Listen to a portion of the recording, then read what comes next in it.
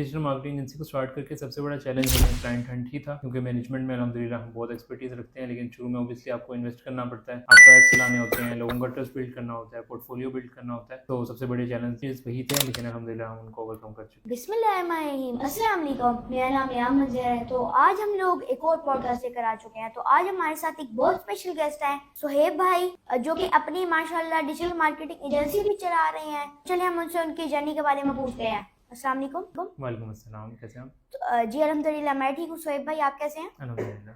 सुहेब भाई आप काइंडली अपना ऑडियंस को शॉर्ट सा इंट्रोडक्शन करवा दें। मेरा नाम सईद कृषि है, मैं एक डिजिटल मार्केटिंग एजेंसी रन कर रहा हूँ और मार्केटिंग की फील्ड में मुझे 5 साल का से ज़्यादा का एक्सपीरियंस है, जिसमें हम डिफरेंट इंटरनेशनल क्लाइंट्स को और नेशनल क्लाइंट्स को डील कर रहे हैं।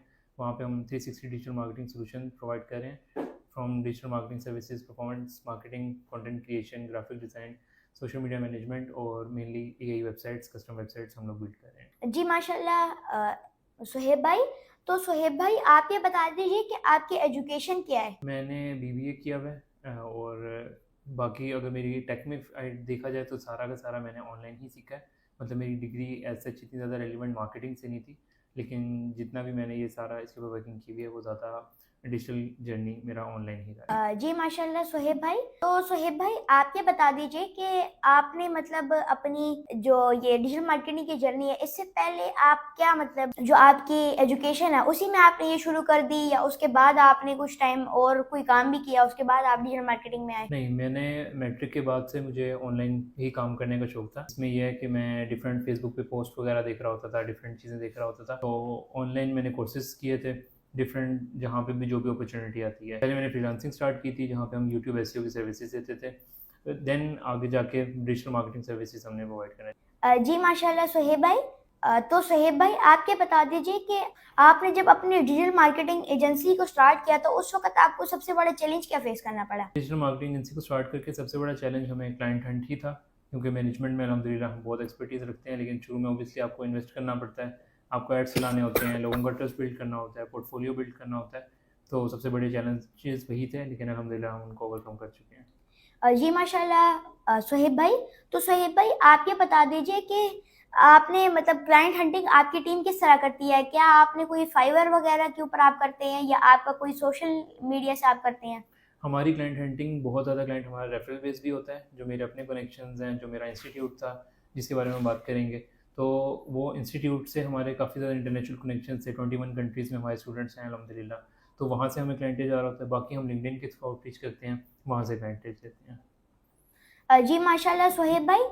तो सुहेब भाई आप ये बता दीजिए कि आपकी टीम में अभी कितने लोग माशाल्लाह काम कर रहे हैं? हम टोटल 10 लोग हैं जिसमें काम कर रहे वो रिमोट टीम है या फिजिकली हैं। आपके नहीं, ऑफिस में? मिक्स हैं, हमारे कुछ लोग रिमोटली भी काम करते हैं, कुछ हमारे रेडियस में होते हैं जो यहाँ पे आके हमारे साथ हेल्प आउट कर रहे होते हैं।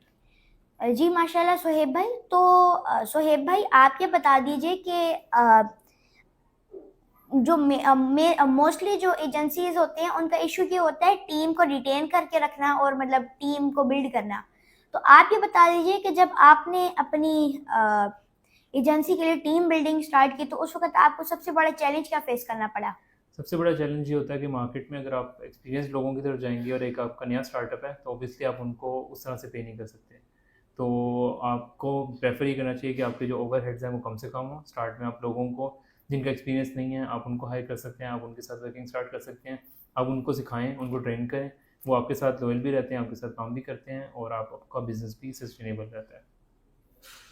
जी thank you very much Suhaib भाई। तो सुहेब भाई आप ये बता दीजिए कि आप अपनी टीम को रिटेन किस तरह मतलब करके रखते हैं? देखिए, रिटेन का यही है कि अगर आप एक बंदे को फॉर एग्जांपल मार्केट से उसको आप पे दे रहे हैं और मार्केट एवरेज है, आप उसको लेके आएंगे तो कल को उन्हें एक अच्छी ऑफर आएगी, वो वहाँ पे चले जाएंगे। लेकिन अगर आप एक नया बंदा लेके आ रहे हैं और आप उसको ट्रेन कर रहे हैं, तो उसके ऊपर आप एक तरह से उसको भी आपने बेनिफिट दिया है। जब उसके पास अपॉर्चुनिटी नहीं थी आपने उसको अपॉर्चुनिटी दी, और देन आपके साथ वो रिटेन भी रहेगा। आप ऑब्वियसली जब आपकी कंपनी ग्रो हो रही है आप उनको पे ज़्यादा करेंगे, वो तो हर कंपनी करती है, लेकिन ऐसी चीज़ जब आप उनको ऐसे टाइम पे सपोर्ट करेंगे तो इस तरह से आपके एम्प्लॉयज़ भी आपके साथ रिटेन रहते हैं। जी thank you very much Suhaib भाई। तो सुहेब भाई आप ये बता दीजिए कि आपने जब अपना इंस्टीट्यूट शुरू किया तो उस वक्त आपने मतलब डिजिटल मार्केटिंग की जो आपकी एजेंसी थी उसके बाद आपने इंस्टीट्यूट को शुरू किया?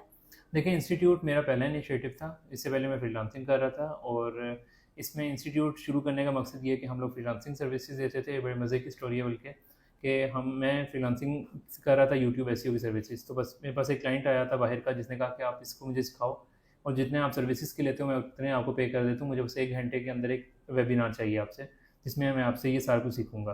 तो मैंने उसे वेबिनार दिया, उसे बहुत अच्छा लगा और उसने उसे वो पे कर दिया। तो वहाँ से इंस्टीट्यूट की स्टार्टिंग हुई थी। देन हमने डिफरेंट टीचर्स को ऑन बोर्ड करके अल्हम्दुलिल्लाह 20+ कंट्रीज़ में ओवरसीज़ पाकिस्तानीज़ को पढ़ाया था, जो डिजिटल स्किल्स हमसे सीख रहे थे। तो आपने मतलब ये जो आप टीचिंग कर रहे थे ये मतलब किस प्लेटफॉर्म से आप कर रहे थे? क्या ये कोई यूडेमी वगैरह का था या आपने अपनी कोई वेबसाइट बनाई थी? हमारी वेबसाइट थी, हमारे सोशल्स थे, लोग वहाँ से हमें अप्रोच करते थे मोस्टली इंस्टाग्राम के थ्रू, हमारी वेबसाइट के ऊपर, हमारे फेसबुक पेज के ऊपर। देन उनकी जो सेशंस होते थे वो लाइव होते थे ज़ूम के ऊपर। जी थैंक यू सोहेब भाई। तो सोहेब भाई आप ये बता दीजिए कि मतलब आपको क्या कोई पेमेंट वगैरह में इशू आए, क्योंकि जब आप मतलब बाहर की कंट्री के लोगों से मतलब पैसे लेते हैं तो काफ़ी ज़्यादा इश्यूज आते हैं, और उस वक्त तो मतलब शायद इतने प्लेटफॉर्म्स भी नहीं थे जिस तरह आज आ गए हैं। जी बिल्कुल, पेमेंट का इशू तो आज भी रहता है, बहुत से हर बंदे को पाकिस्तान में रहता है, क्योंकि पेमेंट गेटवेज इस तरह से अवेलेबल नहीं है। लेकिन स्टिल हम ऑब्वियसली जिस तरह से बाकी एजेंसीज़, बाकी लोग कर रहे होते हैं स्टार्ट में, कि वो अपनी किसी जानने वाले को सेंड करवा देते हैं, वहाँ से वो आपको पाकिस्तान भेज देते हैं। तो इस तरह के मेथड्स हमें भी यूज़ करने पड़े कि हम अपने दोस्तों को भिजवा देते थे और वहाँ से फिर हमारे पास रिसीव हो जाते थे। जी thank you very much Sohaib भाई। तो सोहेब भाई आप ये बता दीजिए कि अब भी अगर कोई मतलब सीखना चाहता है तो वो क्या सीख सकता है? नहीं, अब हम लोग टीचिंग ज़्यादा नहीं दे रहे, वन ऑन वन मेंटोरशिप हम लोग देते हैं बिज़नेस ओनर्स को सिर्फ। तो क्योंकि अब मेरा जो मेन फोकस है वो सारा डिजिटल मार्केटिंग एजेंसी के ऊपर है, तो टीचिंग को फॉर नाउ मैंने पॉज किया हुआ है। लेकिन हाँ, बिज़नेस ओनर्स हैं जो हमारे से वन ऑन वन कंसल्टेशन लेते हैं, वन ऑन वन वेबिनार्स उनके साथ होते हैं, तो वो मैं अभी भी प्रोवाइड करता हूँ। सोहेब भाई आप ये बता दीजिए कि जो नए एजेंसी ओनर्स हैं आप उनको मतलब क्या कहना चाहते हैं कि वो किस तरह मतलब अपनी एजेंसी को इस्टेब्लिश करें, क्योंकि मार्केट में अब बहुत ज़्यादा कंपटीशन है, तो वो किस तरह उसको मतलब ओवरकम करें? मार्केट में नई एजेंसीज आके ख़त्म भी हो रही हैं, उनके लिए उनके पीछे सबसे बड़ा मसला ये है कि फ़ेक क्लेम्स आप मार्केट में कस्टमर से ना करें। आप उनको ये ना दिखाएंगे जी ये हमने $1 मिलियन की सेल कर दी है और आपकी भी हो जाएगी। इस तरह के फ़ेक क्लेम्स करेंगे, आपकी भी ट्रस्ट ख़राब होगा। आप कस्टमर के साथ बिल्कुल ट्रस्ट बिल्ड करें, उसको ऑनेस्टली बताएं कि ये रियलिटी है, आपको इतना टाइम लगेगा, बजाय कि आप सिर्फ एक 1 मंथ के ऊपर फोकस करेंगे, वो 1 मंथ के लिए आपके लिए कन्वर्ट हो जाए। तो आप उसको ट्रस्ट जब एक बंदा आप पे ट्रस्ट कर रहा है, आप उसको प्रॉपर बताएं कि ये इसके ऊपर आपकी एफर्ट आएगी, 3 महीने आपको लगेंगे ही लगेंगे, ये नहीं कहेंगे आप 1 महीने में करेंगे। दूसरा ये कि जो भी एजेंसी स्टार्ट कर रहे हैं वो इस वजह से ना करें कि सिर्फ पैसे बनाने हैं।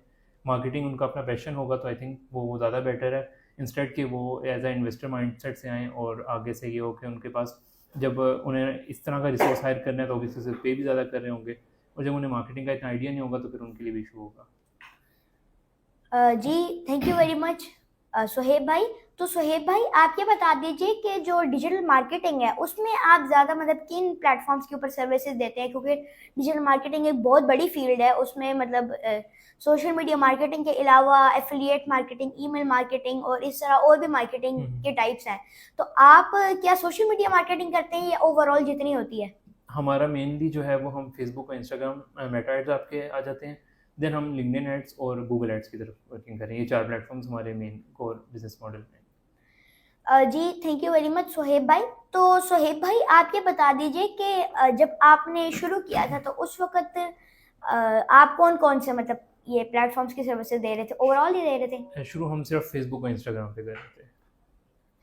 अ, तो सोहेब भाई आप ये बता दीजिए कि आपकी जो डिजिटल मार्केटिंग एजेंसी है वो अभी मतलब बाहर के मुल्कों में ज़्यादातर सर्विसेज दे रही है या अभी वो लोकली ज़्यादा दे रही हम है? पाकिस्तान में भी सर्विसेज प्रोवाइड कर रहे हैं। फॉर एग्जांपल सियालकोट की इंडस्ट्रीज़ को हम मार्केटिंग सर्विसेज दे रहे हैं, कंटेंट क्रिएशन की सर्विसेज हम डिफरेंट ब्रांड्स को दे रहे हैं। सेकंड जो हमारी मेन मार्केट ऑब्वियसली वो यूएस को हम टारगेट कर रहे हैं, यूएस और दुबई। दुबई में भी हम डिफरेंट फैक्ट्रीज़ की मार्केटिंग कर रहे हैं, कंटेंट क्रिएशन कर रहे हैं, यूएस के अंदर लीड जनरेशन कर रहे हैं। तो मेन हमारी जो यूएस और दुबई है, लेकिन पाकिस्तानी क्लाइंट्स को भी हम साथ में डील कर रहे हैं। जी माशाल्लाह सोहेब भाई। तो सोहेब भाई आप ये बता दीजिए कि जो डिजिटल मार्केटिंग आपके हिसाब से जो अभी जो डिजिटल मार्केटिंग आ रही है इसमें सबसे ज़्यादा ग्रोथ किस प्लेटफॉर्म में और किस टाइप की डिजिटल मार्केटिंग में है? मतलब जिस तरह मैंने आपको बताया affiliate marketing, email marketing, social media marketing और इस तरह। देखिए, इसमें हर प्लेटफॉर्म आपका इम्पोर्टेंट है, हम किसी एक प्लेटफॉर्म को स्पेसिफाई नहीं कर सकते। अगर हम बाहर जा रहे हैं तो यूएस की मार्केट है, दुबई की मार्केट है, वहाँ पे गूगल एड्स बहुत अच्छा परफॉर्म कर रहे होते हैं। और ये बिज़नेस के ऊपर डिपेंड करता है, कुछ बिजनेसेस हैं उनको रिजल्ट सिर्फ मेटा एड्स के ऊपर बहुत अच्छे आ रहे हैं, लेकिन प्रेजेंस ऑब्वियसली आपकी हर प्लेटफॉर्म पे ज़रूरी है। हर प्लेटफॉर्म का कोई ना कोई बेनिफिट है, एक कोई ना कोई नेगेटिव पॉइंट ज़रूर होता है, लेकिन आपको ये हर बिज़नेस के हिसाब से देखना पड़ता है कि वो कौन सा प्लेटफॉर्म आपको सूट कर रहा है, उसको आप परस्यू कर रहे होते हैं, लेकिन बाकियों में भी आपकी प्रेजेंस होना लाजिम है। जी thank you very much Sohaib भाई। तो सोहेब भाई मतलब जो है वो हर कोई जो है वो एक ही फील्ड को चूज करता है ना, मतलब अगर कोई लिंक्डइन मार्केटिंग चूज कर सकता है, कोई Snapchat marketing, TikTok marketing, Reddit और क्या कहते हैं फेसबुक, इंस्टाग्राम, यूट्यूब और गूगल वगैरह, इनको चूज कर सकता है स्पेसिफिक इसमें, क्योंकि वो सर्विसेज तो एक ही दे सकता है एक बार में। तो मतलब आपके हिसाब से सबसे ज़्यादा अभी मतलब सबसे ज़्यादा इफेक्टिव कौन सी एड्स हो रही हैं? अगर वो पाकिस्तानी ऑडियंस को टारगेट करें तो वहाँ पे तो मेटा एड्स आपको बहुत अच्छा परफॉर्म कर रहे होते हैं, और पाकिस्तान में अगर कोई बंदा डिजिटल मार्केटिंग की फील्ड के अंदर आ रहा है और उसको पाकिस्तान में क्लाइंट्स चाहिए, तो मेटा एड्स से आप एक बहुत बड़ी मार्केट को टारगेट कर सकते हैं। अगर आप दुबई वाली साइड पे चले जाते हैं तो वहाँ पे आपको ज़्यादा गूगल एड्स के अच्छे प्रोजेक्ट्स मिल जाते हैं, आप उसकी तरफ जा सकते हैं। तो अगर आप किसी एक फील्ड में जा रहे हैं, मेरी प्रेफरेंस होगी तो वो मेटा एड्स है, क्योंकि वो मेरे फेवरेट हैं। स्टार्टिंग से मेरी ज़्यादा जो एक्सपर्टीज़ हैं वो परफॉर्मेंस मार्केटिंग के अंदर है, मेटा एड्स के अंदर है। जी thank you very much Sohaib भाई। तो सोहेब भाई आप ये बता दीजिए कि आपका माशाल्लाह इतना एक्सपीरियंस है, तो आपने मतलब किस तरह मतलब ऑनलाइन सीखा? क्या आपने कोई प्रॉपर ऑनलाइन कोर्स किया था या कोई यूट्यूब वगैरह या इस तरह के प्लेटफॉर्म से? मैंने कोर्सेज़ भी किए थे, मैंने यूट्यूब से भी बहुत ज़्यादा सीखा था, मतलब जहाँ से कंटेंट हो सकता है। ऐसा नहीं है कि मैं कहूँ कि फ़लाने इंस्टीट्यूट से मैंने पढ़ा था। मैंने तकरीबन 10 से ऊपर ऑनलाइन कोर्सेज़ किए थे जो सेम ही फ़ील्ड के थे, कि हर कोर्स में से मुझे कुछ नया मिल जाए। उसके अलावा गूगल से सर्टिफ़िकेशंस मैंने की, IBMI जर्मनी से मैंने सर्टिफ़िकेशंस की। फिर जितने पाकिस्तान में आपके अच्छे, जिन्हें आप परफॉर्मेंस मार्केटिंग में अच्छा मानते हैं, उन सब के कोर्सेज़ मैंने किए हुए थे। फिर आगे इंटरनेशनली बैन के मैंने कोर्सेज़ किए, और भी डिफरेंट जितने इंस्ट्रक्टर्स हैं उन सब के कोर्सेज़ करके मैंने किया। मतलब मेरी इसमें कोई डिग्री नहीं थी, ना मैंने कोई इसी एजेंसी में वर्किंग करके किया था, तो सारा मैंने ऑनलाइन ही सीखा है। जी thank you very much Sohaib भाई। तो सोहेब भाई आप ये बता दीजिए कि आपने जो अभी बताया कि गूगल और आपने मतलब एक और कंपनी से आपने सर्टिफिकेशन भी ले रखी है, तो क्या इससे आपका पोर्टफोलियो में मतलब इसमें कोई आपके हिसाब से हेल्प हुई थी? बहुत ज़्यादा क्लाइंट्स के साथ ट्रस्ट बिल्ड करने में। इवन जब हमारा एक इंस्टीट्यूट जब हम रन कर रहे थे, फ्यूचर इंस्टीट्यूट FI, तो वहाँ पर भी हमें इन सर्टिफिकेशंस की वजह से ट्रस्ट बिल्ड करना बहुत ज़्यादा आसान हुआ। और राइट नाउ भी ओबियसली हमारी जो पोर्टफोलियो है, लिंक्डइन की प्रोफाइल है, वो गूगल पे टॉप पे रैंक कर रही होती है। तो ये सारी चीज़ें जब आपकी प्रोफाइल पे लगी होती हैं तो वो बहुत ज़्यादा उससे इम्पेक्ट पड़ता है। सोहेब भाई आप ये बता दीजिए जो वो गूगल वगैरह की सर्टिफिकेशन है, वो एजेंसी की है या आपकी है? नहीं, वो मेरी पर्सनल है। तभी हमें बहुत से पर्सनल PR बेस्ड क्लाइंट्स भी मिल रहे होते हैं, क्योंकि वो मेरे फेस के ऊपर मिल रहे होते हैं। और इसके अलावा सोहेब भाई आप ये बता दीजिए कि क्या आपने गूगल के अलावा भी कोई ऐसी सर्टिफिकेशन की हो जिसकी वजह से मतलब आपको काफ़ी फ़ायदा हुआ हो? बिल्कुल, लम्स से मैंने डिजिटल मार्केटिंग के ऊपर और बिज़नेस के ऊपर सर्टिफिकेशंस की थी, और उसका बेनिफिट हमें एज सच हैंड्स ऑन तो इतना ज़्यादा नहीं हुआ, लेकिन उसका क्लाइंट हंटिंग में, क्लाइंट बिल्डिंग में और PR के अंदर हमें बहुत ज़्यादा फ़ायदा हुआ। हमें आज भी अल्हम्दुलिल्लाह लम्स लम्स में की कम्युनिटी से बहुत सारे क्लाइंट्स मिलते रहते हैं। जी माशाल्लाह सोहेब भाई। तो सोहेब भाई आप ये बता दीजिए कि आपकी जो एजेंसी है, डिजिटल मार्केटिंग एजेंसी, उससे अगर कोई सर्विसेज लेना चाहता है तो उसका मतलब क्या सोशल मीडिया प्लेटफॉर्म्स हैं और मतलब उसका नाम क्या है? मैंने अभी वो तो भूल FI मार्केटिंग एजेंसी की वेबसाइट पे जा सकते हैं, या फिर हमें फेसबुक, इंस्टाग्राम पे कॉन्टैक्ट कर सकते हैं। तो आपके पास उसका पेज आ जाएगा, आप उस पर कॉन्टैक्ट करेंगे तो टीम आपके लिए इंशाल्लाह अवेलेबल होगी। जी thank you very much Sohaib भाई। तो सोहेब भाई आप ये बता दीजिए कि आपकी जो डिजिटल मार्केटिंग एजेंसी है उसके अगले 5 साल में क्या गोल्स हैं?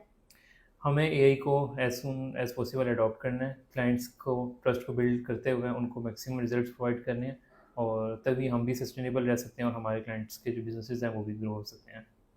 जी thank you very much Sohaib भाई।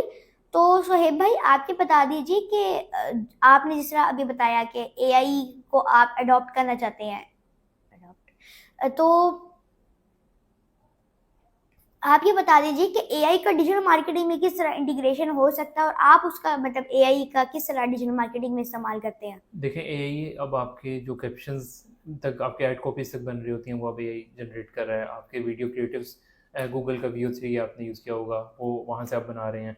तो जिस तरह से एआई इम्प्रूव हो रहा है, जिस तरह से एडवांसमेंट्स आ रही हैं, तो आपको इनको साथ लेके चलना है। अगर तो आप ये सोचेंगे कि ये रिप्लेस कर देंगे, तो ऑब्वियसली रिप्लेस कर देंगे अगर आपने एआई को साथ में यूज़ ना किया।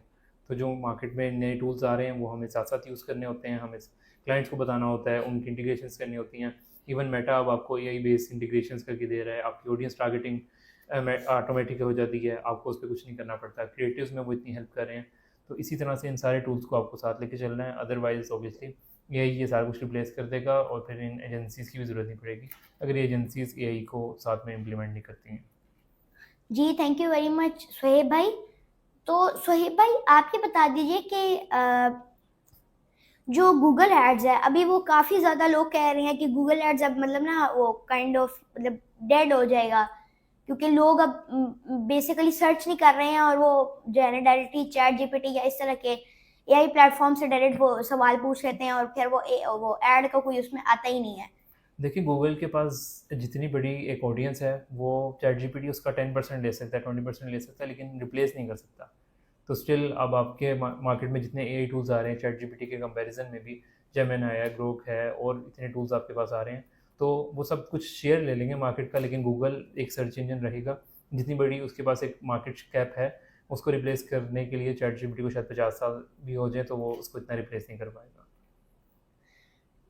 नहीं मतलब मैं ये कह रहा हूँ कि जो एड है वो इफेक्टिव कम है अब देखिए, हो रहे वो हैं। एक हिट तो हुआ है कि आपके जो एड्स हैं, लेकिन अब आगे जो वर्किंग होगी वो एआई बेस्ड एड्स होंगे, एआई बेस्ड सर्चेज होंगी कि आपकी AI based SEO. For example आप गूगल पे एसईओ करते थे, अब आपने चैट जीपीटी पे अगर सर्च करना है कि सोहेब है, तो अब उसके ऊपर एडवांसमेंट्स आपको करनी पड़ेंगी कि अगर कोई बंदा हमारा ही ऑडियंस है, हमारा जो कस्टमर है, गूगल की जगह अगर चैट जीपीटी पे कर रहा है, सर्च कर रहा है हमारे बारे में, तो वहाँ पे भी हमारा ही नाम आना चाहिए, हमारे ही सोशल्स आने चाहिए। तो आगे एडवांसमेंट्स फिर उसके ऊपर भी मूव करेंगी, ताकि आपका जो कस्टमर है उसको आप वो जो अगर 10% भी हमारा गैप आ रहा है तो वो गैप ना बने। जी thank you very much Sohaib भाई।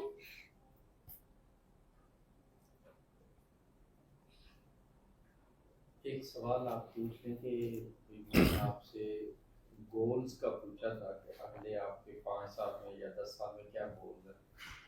तो अभी भी आपकी जो एजेंसी है वो उसका रेवेन्यू एक कोई ऐसे आइडिया बता दें, और 10 साल बाद या 5 साल बाद आपका क्या जो है ना वो गोल्स है कि उसका रेवेन्यू मंथली कितना होगा। नहीं, या रेवेन्यू ईयरली गोल्स को एनुअली रहने दें, रेवेन्यू गोल्स को रहने दें। इसमें हम ये कह सकते हैं कि हम किस तरह से मार्केट में इवॉल्व करेंगे, कि किन किन सर्विसेज के अंदर एक्सपेंड करेंगे। हाँ, टीम के नंबर को या इस तरह के जो और भी तो गोल होते हैं रेवेन्यू के एक्सपेंशन ऑफ अलावा। सर्विसेज को हम देख सकते हैं, वो हम ला सकते एक्सपेंशन ऑफ सर्विसेज, ठीक है। हैं, बिल्कुल। या फिर क्लाइंट का पूछ सकते हैं कि पर्टिकुलरली कौन सी नीश में टारगेट कर हाँ। रहे हैं। ये तो क्लोथिंग है, मैंने उस वक्त भी आपसे कहा था कि ये पर्टिकुलर कौन सी नीश में आप काम करें, क्लोथिंग है, इंटीरियर है, और लाइक किसमें ज़्यादा कंपटीशन है, या आपका एक्सपीरियंस किस में ज़्यादा। हाँ किसी नीश में ज़्यादा एक्सपीरियंस है। तो सोहेब भाई आप ये बता दीजिए कि आपकी जो एजेंसी है, मैंने पहले आपसे पूछा था कि आपकी गोल्स क्या हैं अगले 5 साल में, तो आप काइंडली दोबारा ये बता दीजिए कि आपके मतलब अब आप क्या कोई एक्सपेंशन करना चाहते हैं अपनी सर्विसेज में, और आप मतलब आपके क्या गोल्स हैं कि कितनी बड़ी आपकी टीम हो अगले 5 साल में। हमारे गोल्स जो हैं वो नंबर ऑफ़ पीपल के ऊपर नहीं है कि हमारे इतने लोग हों। जिस तरह से एआई आ रहा है तो बहुत अब आपके पास लोग कम होते हैं और आप ज़्यादा से ज़्यादा अपनी प्रोडक्टिविटी को इंक्रीज़ कर पा रहे हैं। अगर देखा जाए सर्विसेज के अंदर, तो हम लोग अब जर्मन मार्केट के अंदर पेनिट्रेट कर रहे हैं, जर्मन मार्केट को देख रहे हैं। वहाँ पे हम कस्टम वेबसाइट्स बिल्ड कर रहे हैं, वहाँ पे एआई इंटीग्रेशंस कर रहे हैं। तो हमारा जो नेक्स्ट गोल है वो ये है कि हम जर्मन मार्केट को प्रॉपर तरीके से ग्रैब करेंगे, क्योंकि हमारे पास वहाँ पे बहुत सारे ऐसे एज हैं जो बाकी एजेंसीज़ के पास नहीं है।